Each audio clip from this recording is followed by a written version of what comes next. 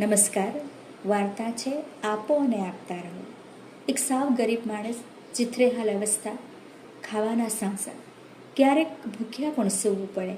ગરીબ માણસ પોતાની ગરીબીથી કંટાળ્યો હતો. તે એક દિવસ તે ગુરુ નાનકના સત્સંગમાં પહોંચ્યો. સત્સંગમાં તેને શાતા મળી. તે થોડી પળો માટે પોતાના દુઃખો ભૂલી ગયો. સત્સંગ બાદ તે જેમ તેમ કરી ગુરુ નાનકના ચરણોમાં પહોંચી ગયો અને ગુરુ નાનકજીના ચરણો પકડી રડવા લાગ્યો. ગુરુ નાનકના શિષ્યોએ તેને ઊભો કર્યો અને પાણી આપ્યું. ગુરુજીએ પૂછ્યું, શું કામ રડે છે? આ ઈશ્વરનો દરબાર છે, અહીં રડવાની જરૂર નથી.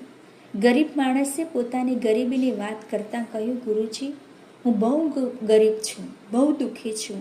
હું આટલો ગરીબ શા માટે છું?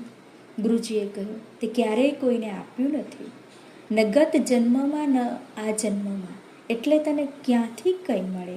કોઈને કંઈ ન આપવું એ જ તારી ભૂલ છે, તે સુધાર.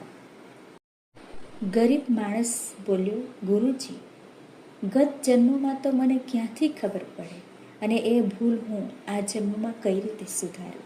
અત્યારે મારી પાસે કંઈ છે જ નહીં કે હું કોઈને કંઈ આપી શકું. ગઈકાલથી મેં કંઈ ખાધું નથી, તો હું બીજાને શું મદદ કરું? ગુરુ નાનક બોલ્યા, ભાઈ, તારી પાસે મૂડી છે, ઈશ્વરે આપેલું આ શરીર, તેનો ઉપયોગ કર અને જે થાય, જેટલું થાય તેટલું બીજાને આપ. ગરીબ માણસને કંઈ સમજાય નહીં. તેણે પૂછ્યું, એટલે ગુરુજી, આમ કઈ રીતે શક્ય છે કે હું મારું શરીર બીજાને કઈ રીતે આપી શકું? ગુરુ નાનક હસ્યા અને પછી બોલ્યા, જો ભાઈ, આ તારું શરીર છે, તું ગરીબ છે પણ અશક્ત નથી. સૌથી પહેલાં તો મહેનત કર, કામ કર, જે 2 પૈસા મળે તેમાંથી 1 પૈસો દાન કર, 1 પૈસો પોતાને માટે વાપર. ગરીબ છું રડવાનું બંધ કર. ભગવાને તને આ ચહેરો આપ્યો છે તો તું કોઈને પણ એક સ્મિતની ભેટ આપી શકે છે. તને મુખ આપ્યું છે તો તું મૂંગો નથી, તો 2 મીઠા સારા પ્રશંસાના શબ્દો બોલી અન્યના મનને શાંતા પહોંચાડી શકે છે. તારા હાથ સબૂત છે તો તું કોઈ જરૂરિયાતમંદ, વૃદ્ધ અને બીમારની સેવા કરી શકે છે. તું આટલું બધું બીજાને આપી શકવા સક્ષમ છે, તો પણ તું કહે છે કે મારી પાસે કંઈ નથી, હું બીજાને શું આપું?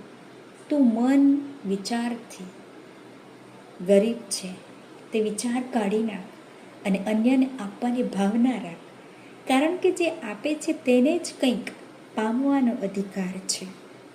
ગુરુ નાનકે ગરીબને સાચો રસ્તો દેખાડ્યો. આપો અને આપતા રહો. ખૂબ સરસ વાર્તા છે. ધન્યવાદ.